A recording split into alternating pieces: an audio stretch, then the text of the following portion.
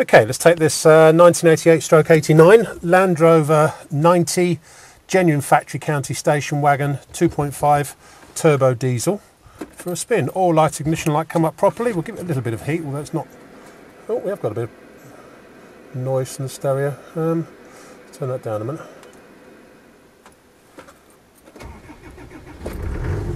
Starts really well, this one. Starts really nicely hot or cold. We've just fitted a brand new set of injectors to it, which has helped it tremendously, in fairness. But it's not a smoky old horror.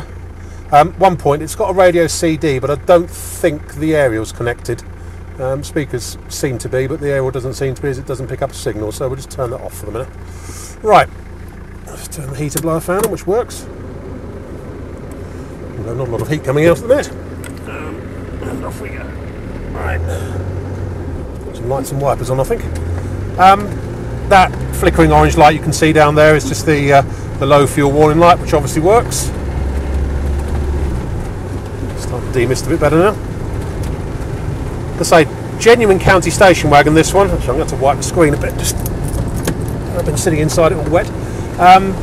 Genuine county station wagon, 2.5 turbo diesel with a really nice mileage, actually, showing 99,500, and I think we've got sufficient history. It's got a really substantial history file, this one, to say that's correct. But as I say, engine starts nicely.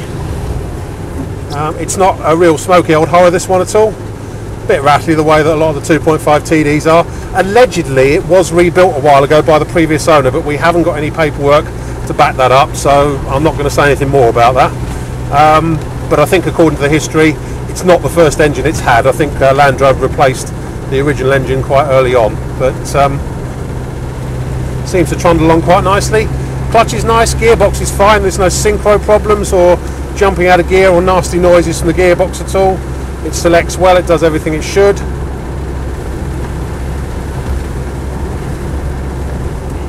And backing off the transmission, there's absolutely minimal backlash in the transmission. If I let my foot off sharply, no big clunks or anything like that. It's all very good from that point of view. Steers where it's placed. It's not wandering over the road. Steering wheel is about 3 degrees off to the left. That's not uncommon on these. All the instruments in front of me seem to be working, possibly with the exception of the temperature gauge, which doesn't seem to have moved at all yet. So I suspect that's not working. But speedo, fuel gauge, voltmeter, all working as they should.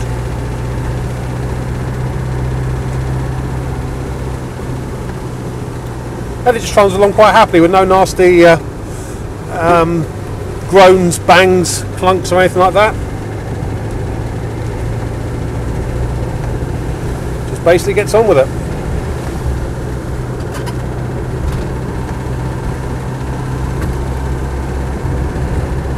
Another foul day here. I think obviously we need to replace that wiper blade that's directly in front of me, as it's splitting away a bit, but obviously that will be done.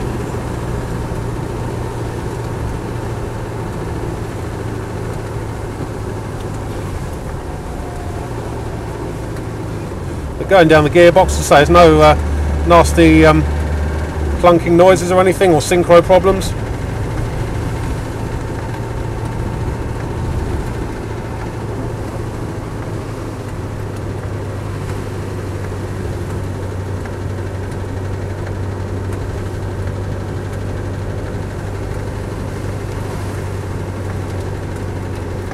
Demisting nicely now.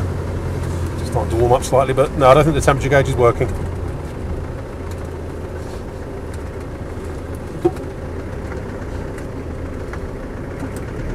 It's a tricky junction, this one.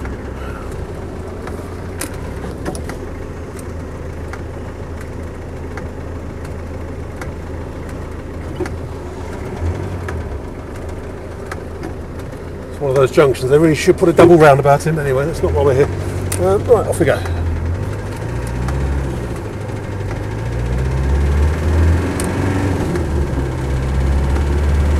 All's well.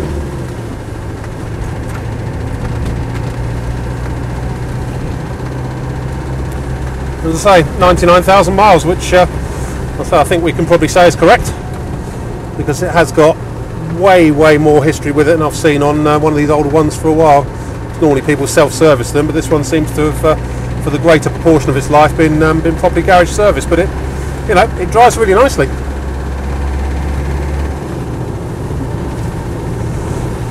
That's about it. I think there's not much more I can say about it. So I think all we can find amiss is the temperature gauge isn't working, and the radio aerial doesn't seem to be connected. But apart from that, she's all good.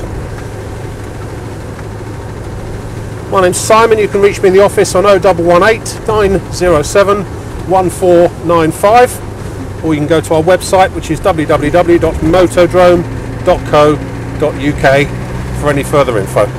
End.